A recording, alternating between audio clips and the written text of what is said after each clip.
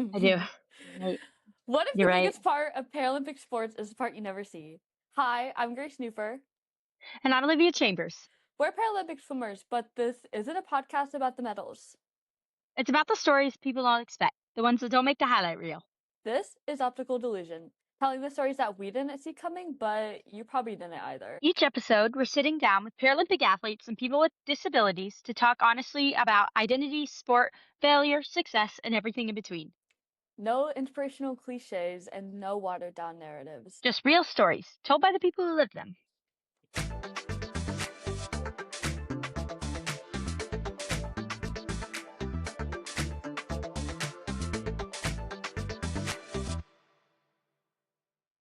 Hello, everyone. Today we actually have a Norwegian para swimmer. He's a Norwegian national champion and a European record holder. Everyone, here is Gabriel Steen. Hello, thank you for having me. Welcome No in. problem. This is So before we get into the questions that OC and I have lined up, I think we're both kind of excited to understand how Norway positions their Paralympic athletes compared to their able-bodied counterparts. So we will get into some questions like that, questions about swimming. But before we do, would you mind giving a little short introduction about who you are so our audience knows whose story they're listening into today? Yeah, sure. So my name is Gabriel Steen. I'm 22 years old from Norway, from a pretty big town, Trondheim. Started swimming when I was 5, so in 2009, and started para swimming in 2017. I'm an S13 athlete, so I'm visually impaired. So If you don't mind me asking, do you have Stargards? What's is going your on? visual impairment? Yeah. oh, I'm struggling with this all the time because it's really it's not the most popular eye condition. It's less than Mhm. 100 people in Norway that has it, I think. Oh, okay. wow. And I don't really remember the name, but I can add it That's okay. to the later on. Yeah, you're good. Okay, How does yeah. it, if you, when it, how, just because I'm curious, obviously OC and I are also 13, so I love learning how everyone's vision is different. How does your eye condition affect your vision? For me, it's pretty blurry. When I take off Okay. my glasses, it gets pretty blurry, and Mm-hmm. it's like swimming with two plastic bags in front of your eyes. So it's Oh, really hard. That's a interesting. really Really good hard to focus, analogy. and Yeah. but I've learned to live with it. So for me, it's no problem anymore. Right. But it still affects me in my daily life. Mhm. But yeah, it's easier now than it was how many years ago. Were you born blind or did you I was born with it. Yeah. develop it? Okay, Okay. cool. Me too. I was born with my blindness, but OC lost hers at 16, which is, never mind. I was about to say, I read a paper and then Grace I've has a been- thing with applying all of our lives to her scientific papers. Okay, well, there was just a scientific It's paper I very read recently interesting. about congenital versus later onset disability and how people with It is interesting. congenital disabilities actually have higher life satisfaction. But anyways, I digress. Okay. Anyway, I'm pretty satisfied over here, I would like to say. I'm so glad to hear that. I'm so happy for you. That's funny. Oh my Anyway, God. so we can just kind of get into it. We're just curious, what is para swimming like in Norway? Do you train all as one team with your para teammates, or are you all over the country training separately? Just kind of what it is like for you. Yeah, so we have a couple of different training camps throughout the year with the national team, but we are spread out throughout the country. And Norway is not a big para-swimming country. We have I think it's 6 to 8 para-swimmers on the Wow, national okay. team, and most of them are juniors, so they're coming up through the ranks. But yeah, we have 4 or 5 training camps a year when we get together for a week and train together. Yeah. Okay, cool. That's kind of like us. But It is. 'Cause- but on the senior national team, there's a bit different because since I'm only on the senior team, we are going out with the able-bodied national team on training camps. Oh. okay. All of our training camps and competitions, which includes para, are together with the senior national team. So we train together. With able body? Yeah. Oh, okay. That's interesting. So they're doing a very great Yeah, I job there. don't The know. foundation in Norway is doing a very great job there of including the para swimmers. I was gonna So say, do you like that? Yeah, I love it. I Yeah. love it. And also the athletes are great. They are really showing it like we are not different, or we are different, but we are not like any less worth than any other people. So they Yeah, Yes, I they that's think treat that's us an as important teammates.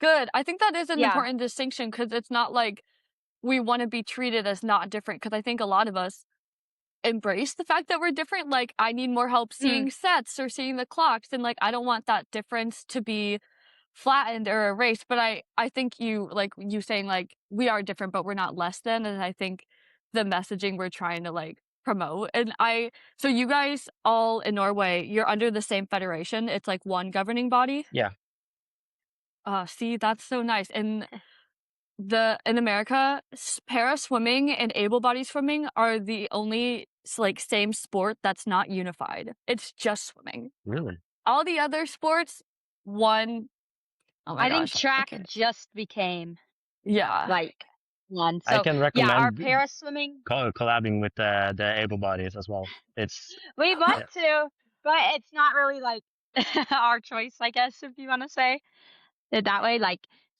yeah, we're just two completely separate like governing bodies. It would be really cool to attempt to get us together as one team because like Grace and I last year we were able to go to I don't know if you've heard of them, the Tier Pro series, which is a primarily able-bodied meet, but like we were able to go, and then there was actually a someone from New Zealand who was there competing as a para swimmer, so that was really cool.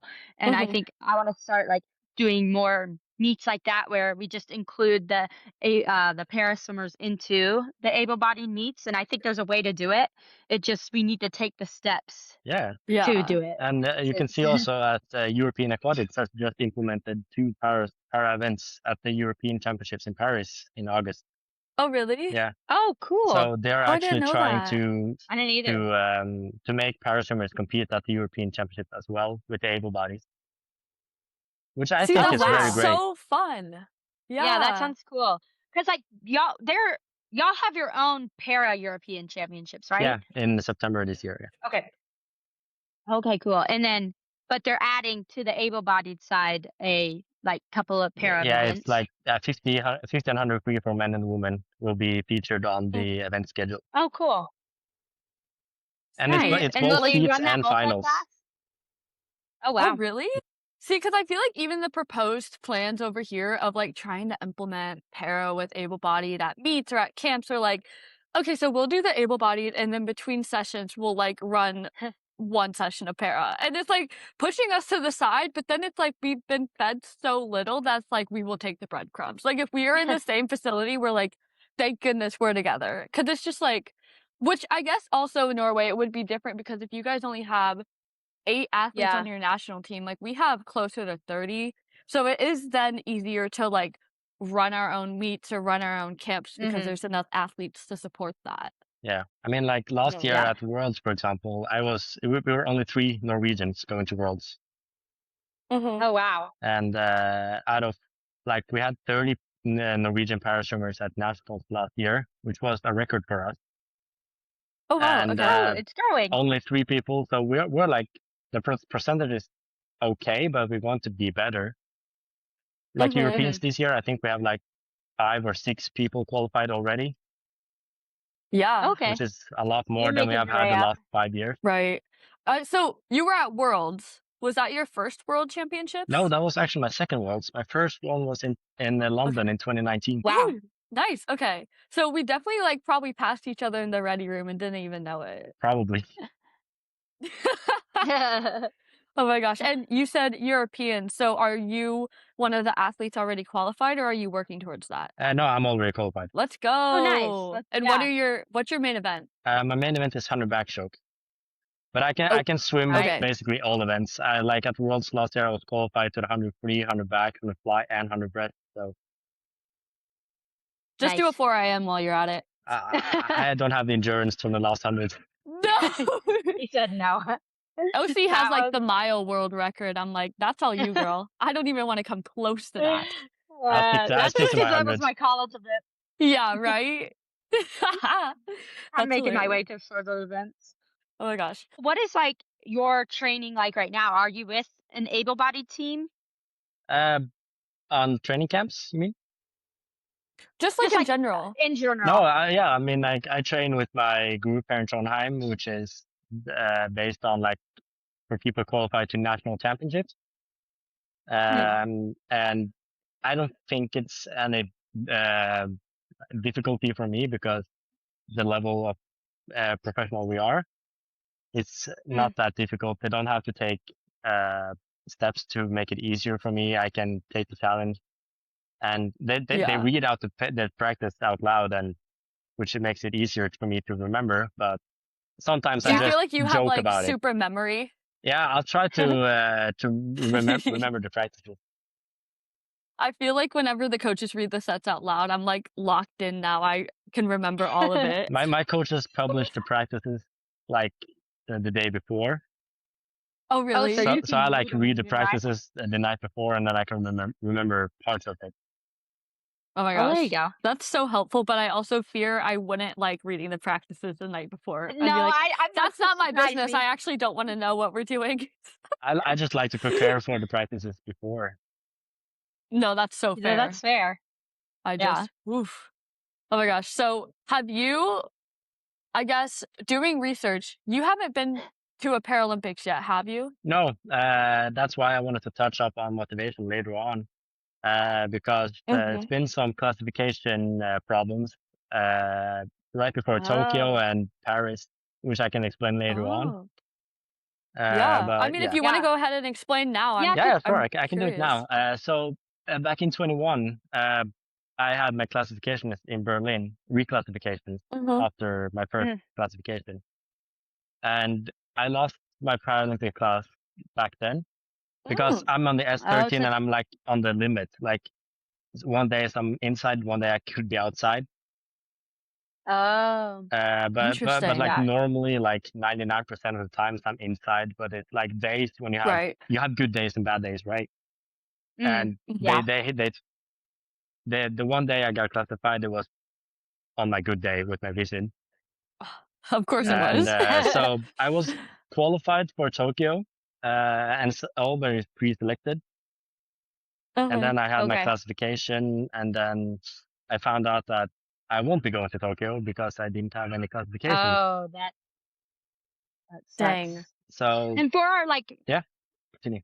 sorry, I was just gonna like clarify a little bit for our listeners, just who are like we've been over classification many times, but I mean, especially for visually impaired athletes, like if circumstances are just right, you can like see more. And Mhm. honestly, in the pool, the circumstances are probably going to make it to where you see less. But when you're in, you're sitting at the eye doctor, like they make sure the lighting is, correct so you can see well enough. And so I feel like just it's not the most accurate representation of what you're going to be seeing like in the water. And for you and Grace, like y'all both wear glasses that I'm assuming help your vision at least some, and you can't necessarily wear your glasses for a race. And so that like changes things also because you do have to get classified with your best corrected vision. And so Mhm. it's all just so like complicated, and there's a lot more to it than just like, Yeah. "Oh, you can't see that? Okay, you're good." Or like, "You can? Nope, you don't make it." And No, like, there's so many nuances to it. Cause the first time I got classed, I feel like there was, like, some natural lighting in the room, like, I was able to have a little bit more contrast looking at the charts, and they were like, "Okay," like, same as you, they were like, "You're top of the 13 classification." I was like, "Oh, okay, I really don't know what that means, but great." And then the second time I got classed, it was a lot darker, I felt like the charts had less contrast, my vision hadn't changed, and they were like, "Oh, you're at the bottom of the 13 classification." I was like, "What is going on?" And yeah, like OC said, did you get classified with your glasses on? Yeah, this year, at least Yeah, this year I did. yeah, which is again, because we don't swim with our glasses on, so it's, like, so confusing, and yeah, you do have good days and bad days, and I'm just curious, like, emotionally and mentally, like, how did you even handle that? Because, like, getting my second classification, I was so nervous I was gonna get classed out, and Mhm. then you're sitting there and you're like, "Should I guess? But if I guess and get it right, even though I can't actually see it, like, am I gonna get classed out? So should I just be brutally honest that it's blurry?" And, like, it's, like, such a mind game. Like, how was it for you? I mean, in 21, I did this, as you said, I started guessing, and Yeah. in the classifications and in visually impaired, we have 25% chances of picking right. Yeah, Mhm. because it's a tumbling E test, Yeah. so it's like I either an E, an M, a 3, or a W. Yeah. So it's Yeah. like 1 in 4 you can have correct, and Yeah. if you started guessing, you have like you can be very lucky and guess right, and very unlucky and guess wrong, even though you don't see Mhm. it. And Mhm. And they will like make you try. yeah. They say like, come on, give it your best. Come on, try, They're guess. like, I know you can see that, and I'm like, whoa. I can't. But also you can Actually, use you don't. context clues. Like even if you can't see like which direction the E is facing, you can see the movement of them spinning the board, Well, which is see, what this is I use interesting. sometimes. Yeah. The person when I just got reclassed like a few weeks ago, she would put it behind her back, turn it, and Oh. then I wasn't actually able to tell like what way she was turning it, and then she brought it back Then I forward. think So I we think got that's like classified by the same person in Berlin. you think yeah, She probably. did the same to me, so yeah. Yeah, she was like strict. Yeah. But the Really? other guy, the Australian guy, he was super nice. He was so funny. Yeah. He was Oh so my funny. god. Yeah. He was just the Okay. one like writing down the scores, and then the lady was doing the actual test, and she's like, "I know you could see this. You should be able to see this." And like she like walked all the way to the back of the room, and I was like, "I can't even see you anymore, if I'm being honest." Oh my gosh. It's funny. Okay, so you got classed out, you said in 20 or 21. 21, yeah. Okay. And then it obviously was a very heartbreaking news for me. Yeah. Because I was looking forward to going to Tokyo, my first ever Paralympic Games, and my career has been building up to this.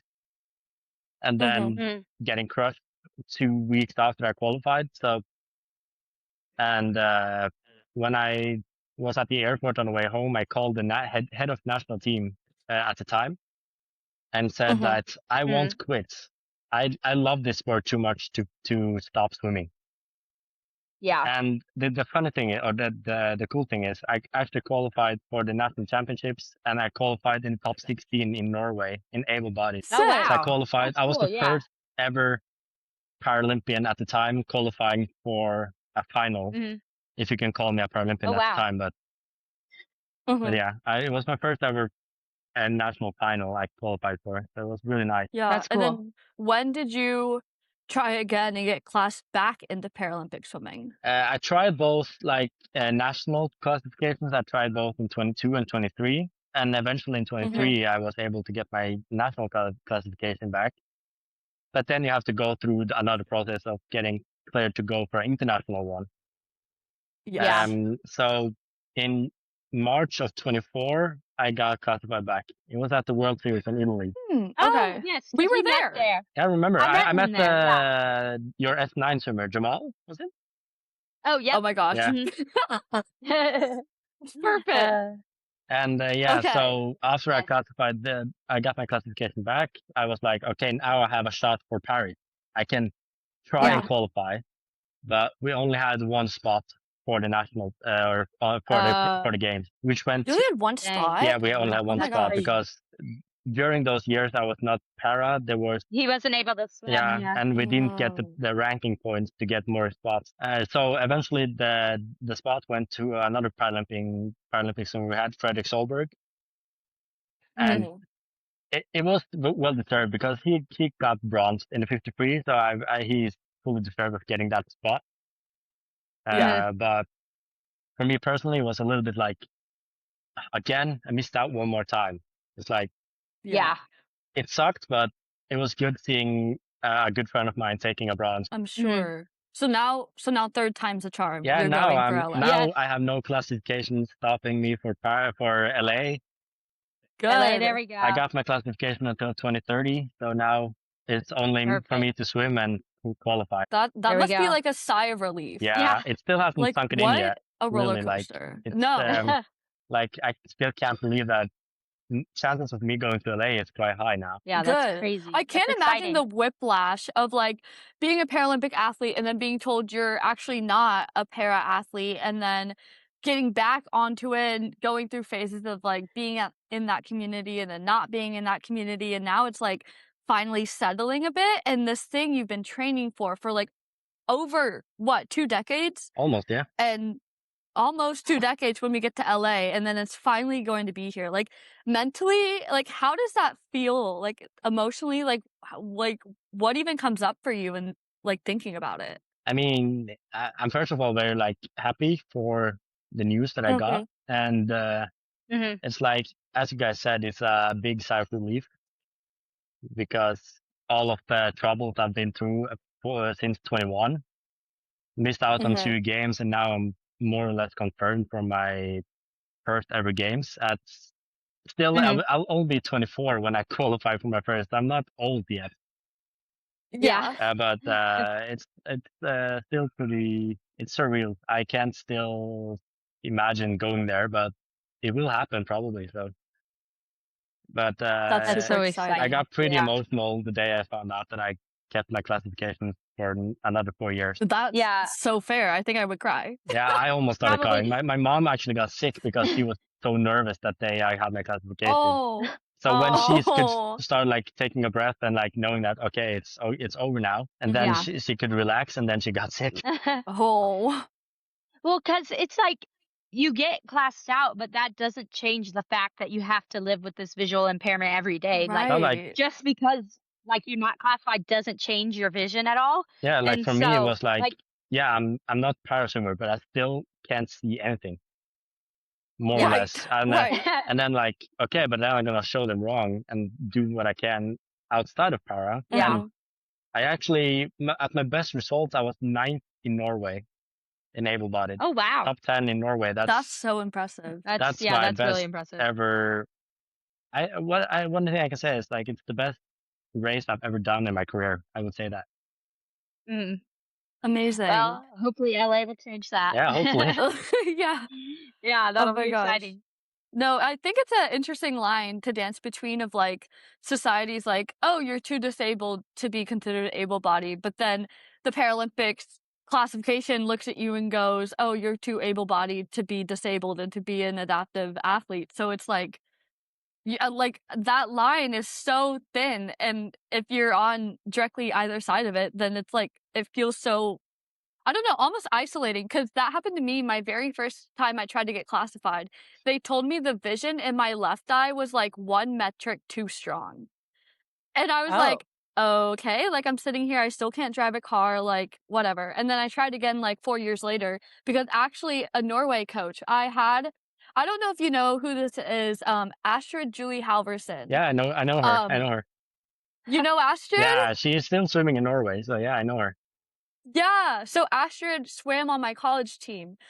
So we were teammates for 4 years, and her mom actually came to visit. And her mom came up to me and was like, I mean this with so much respect, but I have para swimmers in Norway who can see better than you, and they're para athletes. So maybe she was referring to you. That's probably true.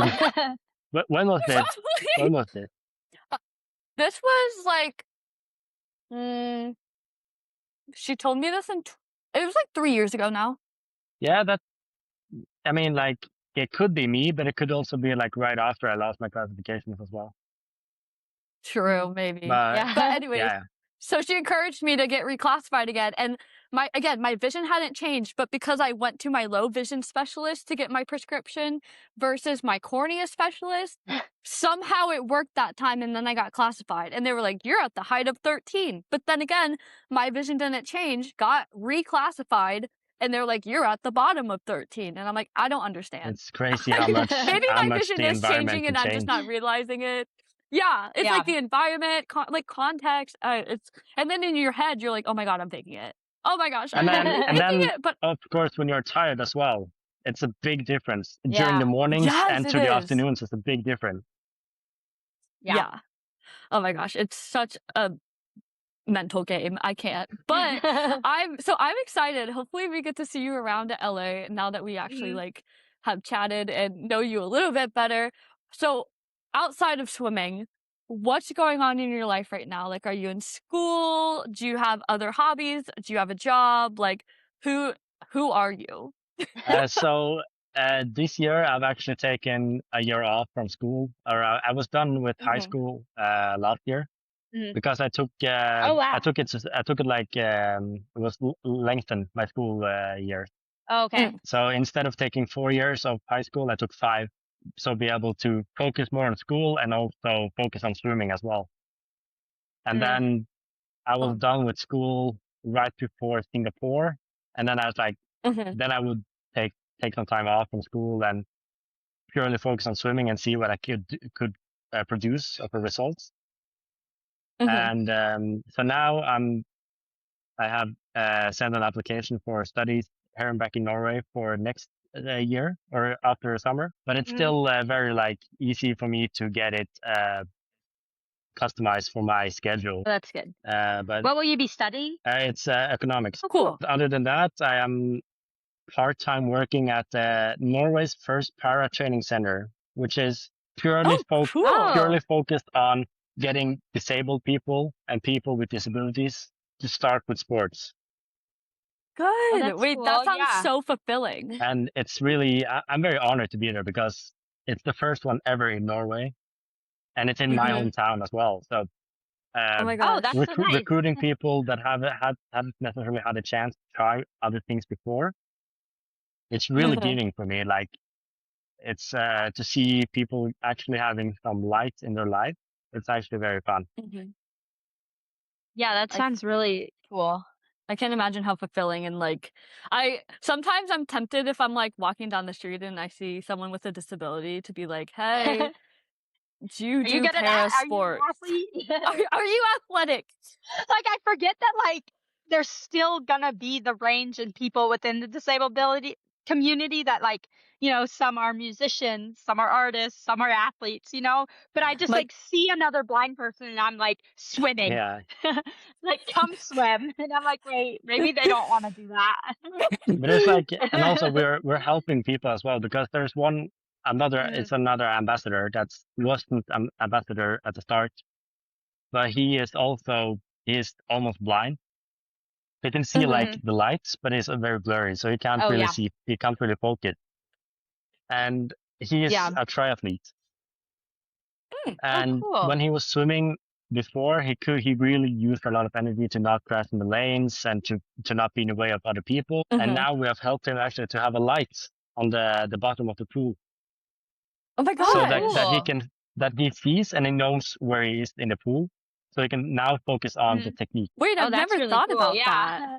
So now that he knows where he's lying in the pool, he can just focus on what he's doing swimming wise. That's awesome. Wow. Huh. That's really neat. Do you have any other cool projects like that? Not in swimming at the moment, no. There's the swimming community here in my town is not that big in para.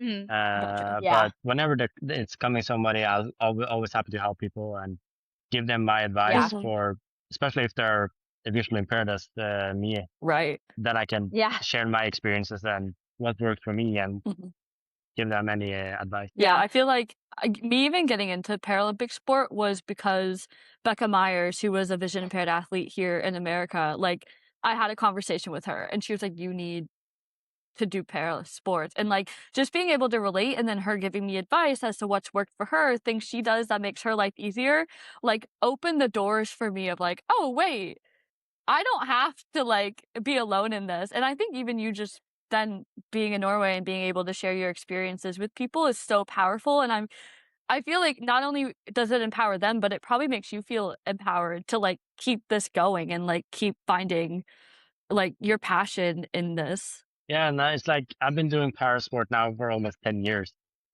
And I've seen para swimming or para sport in Norway being pretty low, but now it's super good. Or not, it's not super good, but it's way better than it was 10 years ago.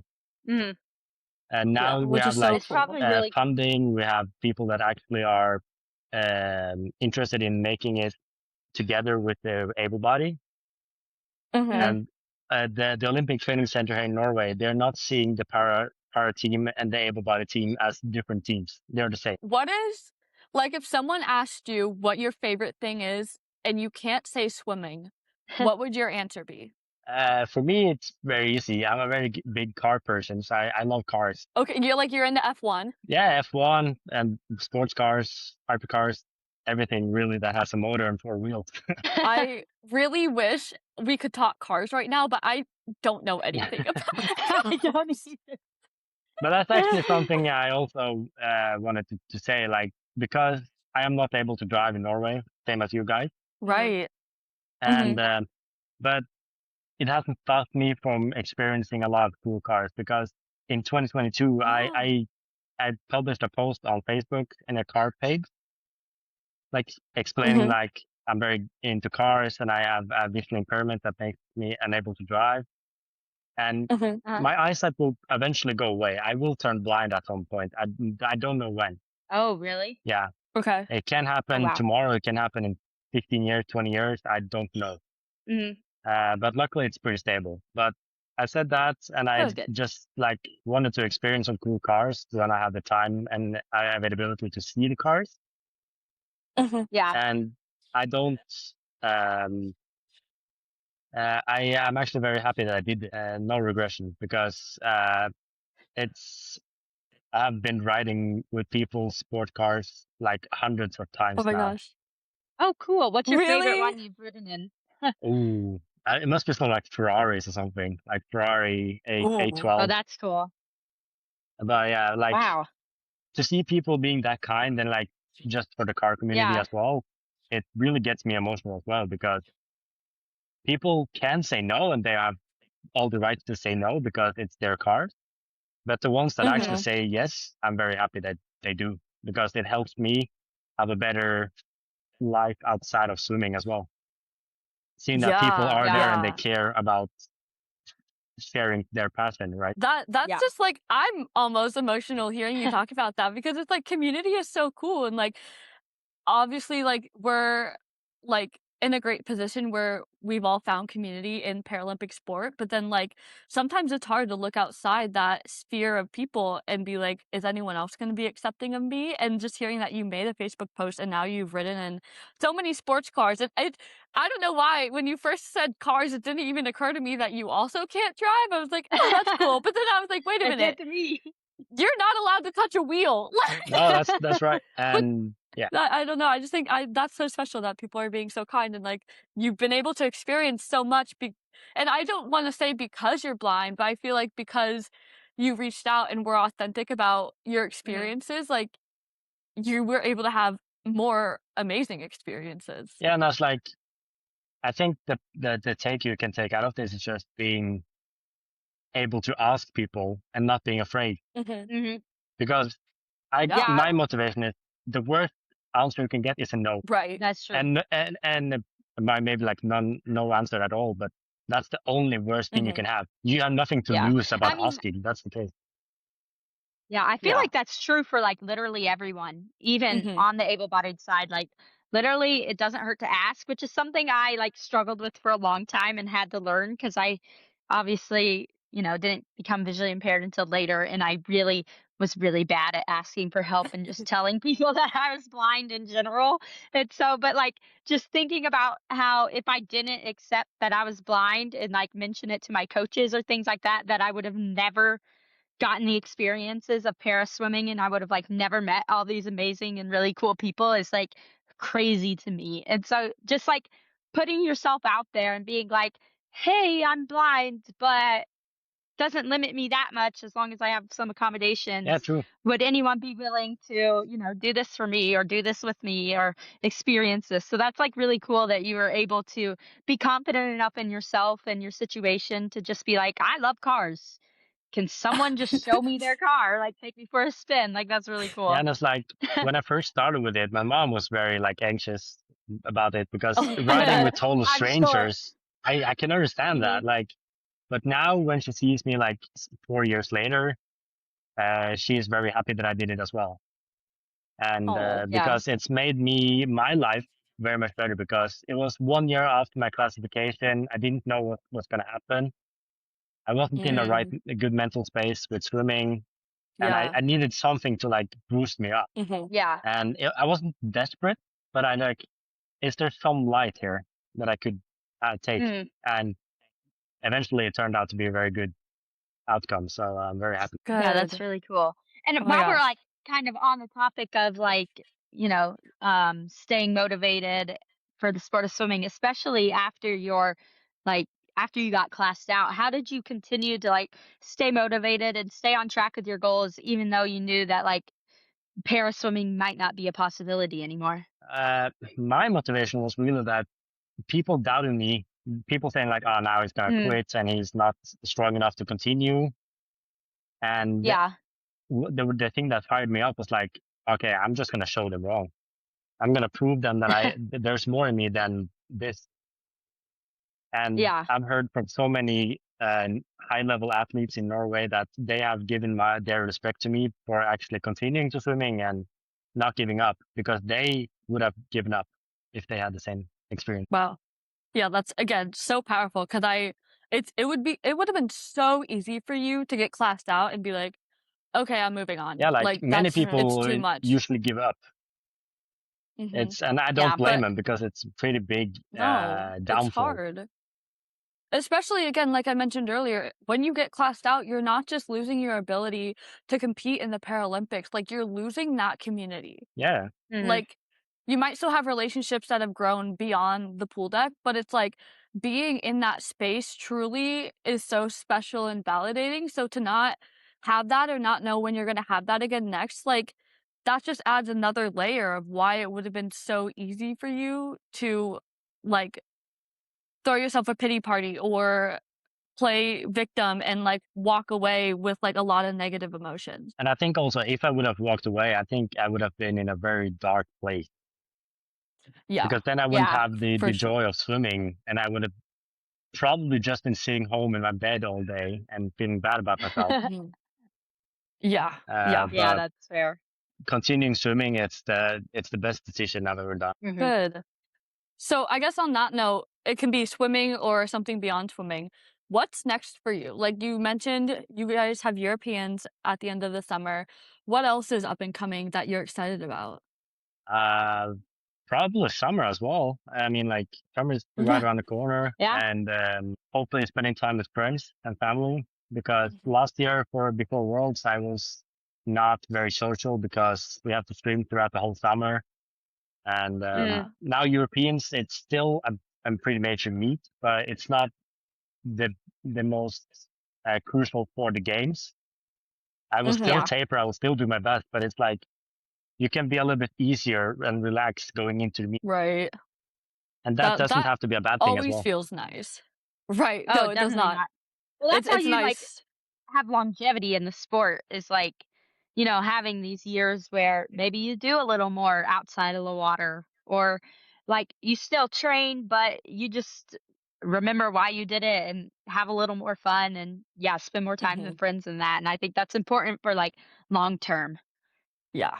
Especially Because if we want to make it to LA. yeah, that's true. Yeah. Yeah, but it's like Oh my god. going through the ranks. I've gotten Mhm. more and more disconnected with my family, which is the sad truth.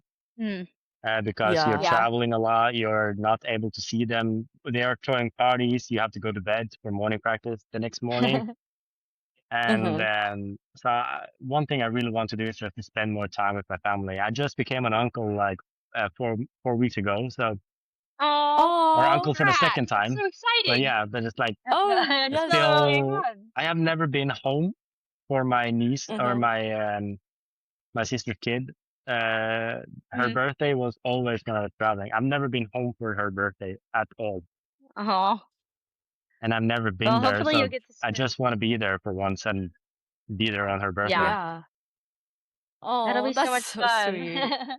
But yeah, Okay, Yeah, so well, spending more time with family is definitely on my cards for this year. good. That yeah, that'll be good. again, so important because you got to fill your cup in the water, but you also got to fill your cup out of the water. Yeah, Especially for this marathon we're all embarking in, trying to get to LA. and now But it's like you this can't is take any major breaks before LA either, because now we're right. almost within It's the Yeah. 2 year yes, cycle. Mhm. yes. The 2 year countdown. That's when. Yeah, exactly. It's But real. this has been an amazing conversation, and it's been so nice to get to know you, like, out of the Mhm. water, and also now, hopefully, at meets, we'll find We've each seen each other. other around, yeah. I haven't seen you yet, but that might just be me. Yeah, we traded caps at Yeah, we traded caps to Worlds. That was fun. Singapore. Yeah. Oh! Okay, I remember now you coming back with a Norwegian cap. I was like, Yeah. "Girl." We had some issues finding each other, yes. Yeah, That's I can hilarious. imagine. we eventually we found each other. We did. Yep. Yeah, Took good. some time, It's but we got me there. trying to find OC sometimes is the worst thing I've ever I know, done. and we're from the same country. Like we have the same meeting up point. We have the same team area, but we still We sometimes like OC and I will yeah. pass each other and then like 180 reverse and be like, "Oh, hey." Yeah, I've done that many times before. Yeah. Or like It's there are true. people that know me comes towards me and I don't recognize them until they're Right? right in my Till they face. speak. Yeah. Yes, exactly. Exactly. But I think we're gonna start wrapping up this episode, but before we do, is there anything that we didn't talk about that you'd like to? I think we covered mainly all the things actually. Great. Perfect. I know, Yeah. I feel like that was a really, like, comprehensive episode. Like, it was nice to get to know Mhm. you and then also learn about your story and what you've been through with classification. Like, I'm excited actually to go back and edit this, but Yeah. before we do end the episode, I think OC has a question for you. I do. What is a story in your life that you did not see coming? It's very easy for me to just say like all of this outcome with the para swimming, but it's Mhm. Yep. also like I did not see myself getting all these friends throughout the way, Mhm. and Yeah. also like having the opportunities outside of the water as well. Like when you only see Yeah. major athletes going through with sponsors, with podcasts, with media, like that's also something I did not see myself going through when I was a kid. Yeah. That's so cool. Are you sponsored? Like, are you, like, supported? I was, but Okay. we are Oh we're wow. major sponsored by the Olympic team in Norway and also the swimming federation. Mm. Gotcha. I definitely think like the community is something a lot of people did not really see in the cards to this. Like all the friends we've made along the way, and just there are people I'm going to stay in contact with, I think, for a long time, especially like I didn't expect to have, a Norwegian friend or like our Irish friend Roisin or, just people from all over the world. It's like crazy to think now that like, oh, if I am making my way around Europe, I have like friends in all these different countries. Yeah, that's true. And it's the same here Yeah. because it's like I never saw myself actually attending a podcast with two from the States. Like it's really Yeah. awesome. It's cool. It is, and this has been so fun, and it's been so nice to get to know you, and I hope our audience feels the same way. Thank you so much again for joining us. This has been so fun, and thank you everyone who was watching or listening. We appreciate your Mhm. guys' support, and we will see you next week. Yes, Bye. don't forget to go check out our Oh, merch. get our merch. The merch plug is I crazy. I gotta do it.